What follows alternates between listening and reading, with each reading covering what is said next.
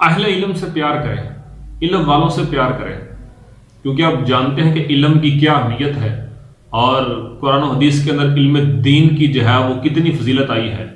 تو جو یہ طالب علم ہوتے ہیں یا عالم دین ہوتے ہیں، جنہوں نے دین کو پڑھا ہے، جنہوں نے دین کو سیکھا ہے، آپ ان سے محبت کرتے رہیں، اور یہ بہت ہی باعث برکت والا عمل ہے، اور یہ انسان کو دنیا اور آخرت کے اندر کامیابی بھی دلائے گا۔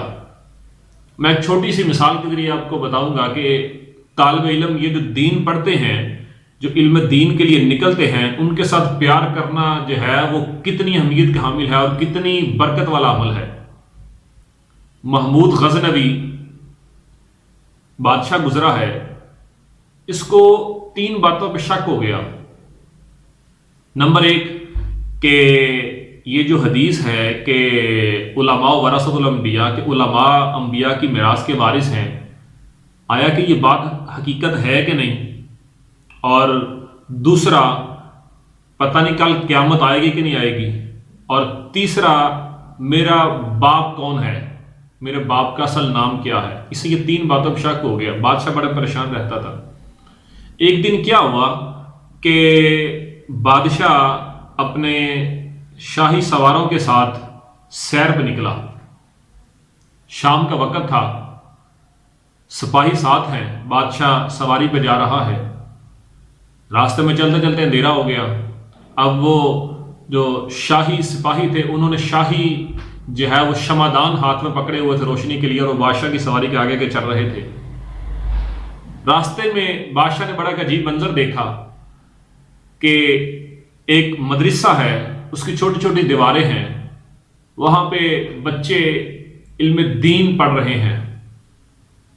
اندھیرا تھا رات کو، تو بچے اپنا سبق یاد کرتے ہیں۔ ایک بچہ بادشاہ نے ایسا دیکھا کہ وہ کتاب کھول کے جو ہے وہ اپنا علم دین پڑھ رہا ہے، اور جب اسے سبق بولتا ہے تو قریبی سامنے ہندو بنیے کی دکان پہ جو ہے ایک لالٹین چل رہی تھی، وہ اپنی کتاب اٹھا کے وہاں پہ جاتا اور جا کے اپنی روشنی کے اندر کتاب اپنا سبق دیکھتا، اور پھر آ کے واپس بیٹھ کے پڑھنا شروع کر دیتا۔ پھر جب اسے سبق دیکھنے کی عادت ہوتی تو وہ پھر جاتا، اور پھر جا کے جو ہے وہ اپنی کتاب جو ہے وہ روشنی کے اندر جا کے دیکھتا، اور پھر دیکھ کے واپس آ جاتا۔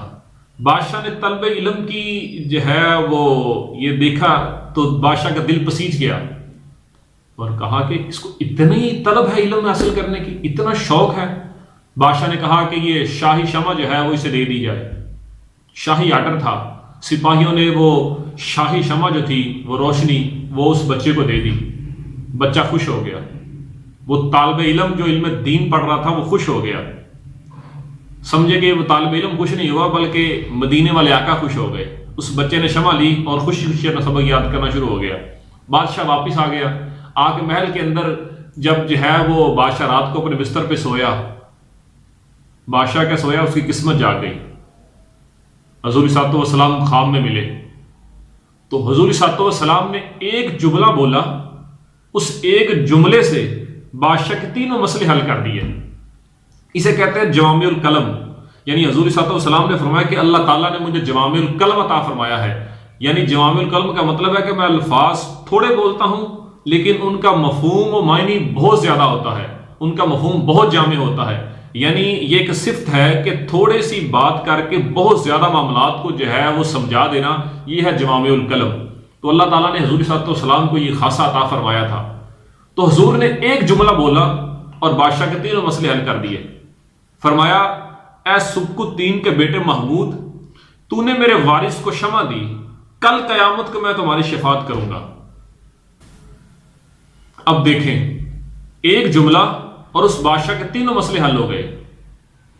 اس کے باپ کا نام لے کے اسے پکارا تاکہ پتہ لگ جائے کہ تمہارا باپ فلاں ہے۔ فرمایا، سبک الدین کے بیٹے، تو نے میرے وارث کو شمع دی۔ اس علم دین پڑھنے والے اس بچے کو اپنا وارث قرار دیا، تو یہ بھی بتا دیا کہ جو عالم دین ہے، جو علم پڑھتے ہیں، وہ میرے وارث ہیں۔ فرمایا، تو نے میرے وارث کو شمع دی، کل قیامت کو میں تمہاری شفاعت کروں گا۔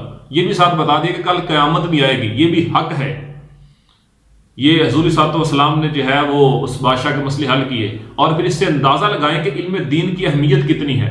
علم دین سیکھنا کتنا جو ہے وہ باعث برکت ہے، اور پھر علم دین سیکھنے والے طالب علموں سے پیار کرنا جو ہے وہ کتنی فضیلت والا عمل ہے، وہ سرکار کی بارگاہ میں کتنا پسندیدہ ہے۔ علم دین جو ہے وہ خود بھی سیکھتے رہیں اور علم دین حاصل کرنے والوں سے پیار اور محبت بھی کرتے رہیں۔ اللہ تعالی ہمیں دین و دنیا کے اندر برکت سے نوازے اور علم دین سیکھنے کی کوشش کرتے رہیں ہمیشہ۔ وما علینا الا البلاغ۔